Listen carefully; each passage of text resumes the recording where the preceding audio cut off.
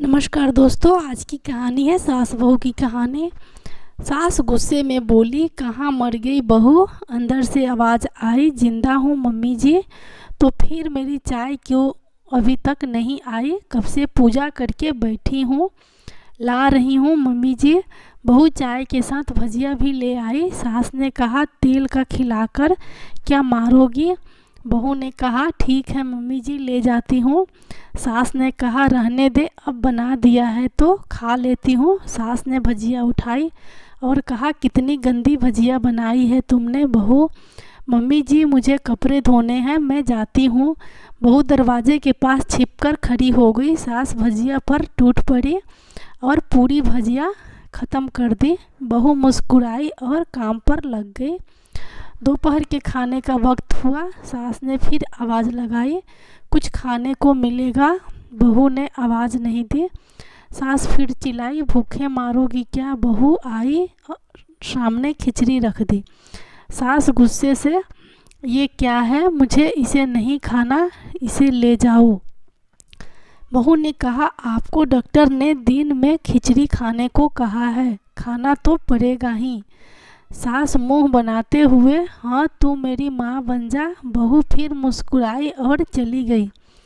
आज इनके घर पूजा थी। बहू सुबह 4 बजे से उठ गई। पहले स्नान किया, फिर फूल लाई, माला बनाई, रसोई साफ की, पकवान और भोज बनाया। सुबह के 10 बज गए। अब सास भी उठ चुकी थी। बहू अब पंडित जी के साथ भगवान के वस्त्र तैयार कर रही थी। आज ऑफिस की छुट्टी भी। भीम, उनके पति भी घर पर थे। पूजा शुरू हुई। सास चिल्लाती हुई, बहू ये नहीं है, वो नहीं है।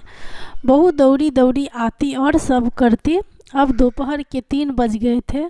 आरती की तैयारी चल रही थी। पंडित जी ने सबको आरती के लिए बुलाया और सबके हाथों में थाली दी। जैसे ही बहू ने थाली पकड़ी, थाली हाथों से गिर पड़ी। शायद भोज बनाते हुए बहू के हाथों में तेल लगा था, जिसे वो पोंछना भूल गई थी। सारे लोग तरह तरह की बातें करने लगे। कैसी बहू है, कुछ नहीं आता, एक काम भी ठीक से नहीं कर सकती, न जाने कैसी बहू उठा लाए, एक आरती की थाली भी संभाल नहीं सकी। उसके पति भी गुस्सा हो गए, पर सास चुप रही, कुछ नहीं कहा, बस यहीं बोल के छोड़ दिया, सीख रही है, सब सीख जाएगी धीरे धीरे। अब सबको खाना परोसा जाने लगा।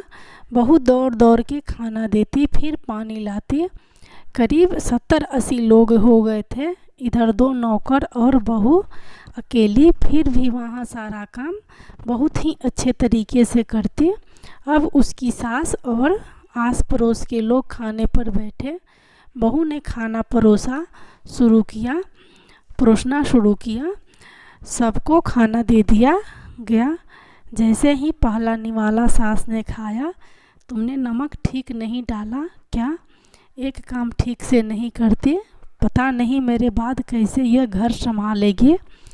आस पड़ोस वाले को तो जानते ही हो ना साहब, वो बस बहाना ढूंढते हैं नुक्से निकालने का।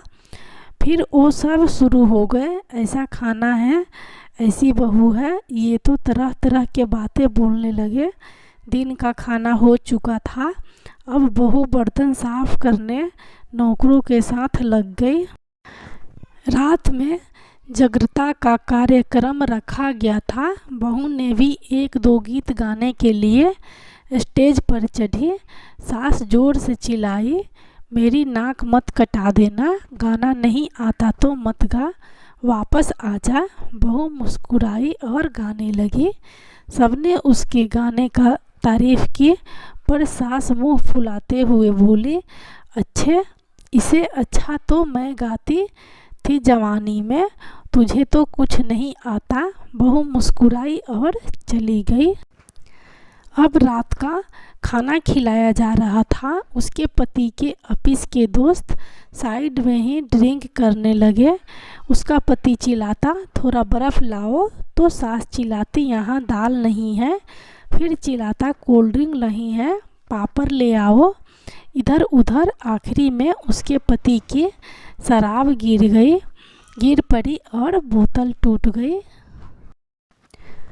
पति गुस्से में दो झापड़ अपनी पत्नी को लगाते हुए कहता है, जाहिल कहीं की, देखकर नहीं कर सकती, तुझे इतना भी काम नहीं आता। सारे लोग देखने लगे। उसकी पत्नी रोते हुए अपने कमरे की तरफ दौड़ी। फिर उसके दोस्तों ने कहा, क्या यार पूरा मूड खराब कर दिया, यहाँ नहीं बुलाया होता, हम कहीं और पार्टी कर लेते। कैसी अनपढ़ गंवार बीबी ला रखी है तूने, उसे तो मेहमानों की इज्जत और काम करना तक नहीं आता। तुमने तो हमारी बेइज्जती कर दी।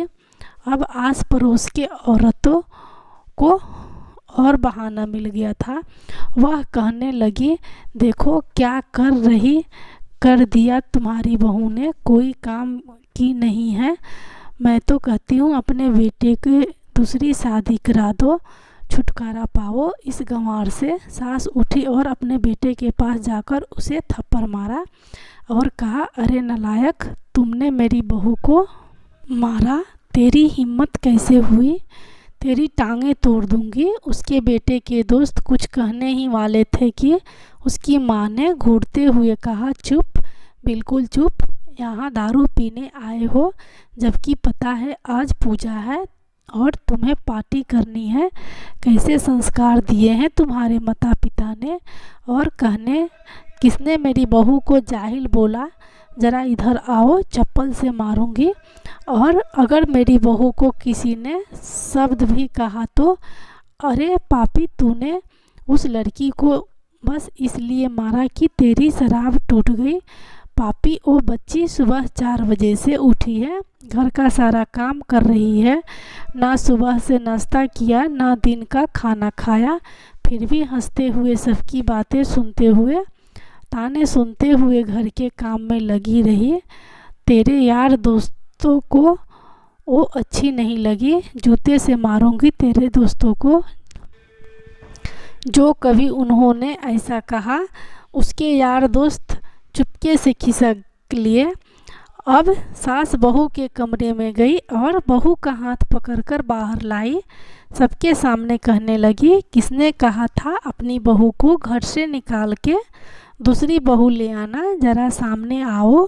कोई सामने नहीं आया। फिर सास ने कहा, तुम जानते भी क्या हो इस लड़की के बारे में, ये मेरी माँ भी है, मेरी बेटी भी। माँ इसलिए मुझे गलत काम करने पर डांटती है और बेटी इसलिए कभी कभी मेरी दिल की भावनाएं समझ जाती है। मेरी दिन रात सेवा करती है, मेरे 1000 ताने सुनती है, पर एक शब्द भी गलत नहीं कहती, ना सामने ना पीठ पीछे। और तुम कहते हो दूसरी बहू ले आओ, याद है ना छुटकी की दादी अपनी बहू की करतूत। सास ने गुस्से से पड़ोस की महिला को कहा, अभी पिछले हफ्ते ही तुम्हें मियाँ बीबी भूखे छोड़ घूमने चले गए थे। मेरी इसी बहू ने 7 दिनों तक तुम्हारे घर पर खाना पानी, यहाँ तक कि तुम्हारे पैर दबाने जाती थी, और तुम इसी जाहिल बोलती हो। जाहिल तो तुम सब हो जो कोयले और हीरे में फ़र्क नहीं जानते। अगर आइंदा मेरी बहू के बारे में किसी ने एक लफ्ज़ भी बोला तो मुझसे बुरा कोई नहीं होगा, क्योंकि ये मेरी बहू नहीं, मेरी बेटी है। बहू सिसकियाँ लेते हुए फिर कमरे में चली गई। सास ने एक प्लेट उठाई और भोजन परोसा, बहू के कमरे में खुद ले गई। सास को भोजन लाते देखा तो बहू ने कहा, अरे माँ जी, आप क्या कर रही हो, मैं खुद ले लेती। सास ने प्यार से ताना मारते हुए कहा, डर मत, इसमें जहर नहीं है, मार नहीं डालूंगी तुझे नई सास चाहिए होगी, पर मुझे अभी तू ही मेरे घर की बहू चाहिए। बहू ने अपनी सास को रोते हुए गले से लगा लिया। सास भी रो दी पहली बार और कहा, चल खाना खा ले। फिर मजाक करते हुए कहा, फिर मेरे पैर दबाने चले आना। और ये ख्याल मन में मत लाना कि सास पैर बोलती है, किसी दिन मैं इसका गला दबा दूंगी, क्योंकि कभी मैं भी यही सोचती थी। दोनों खूब हंसने लगी थी। है कुछ रिश्ते मीठे होते हैं पर बातें कड़वी होती हैं।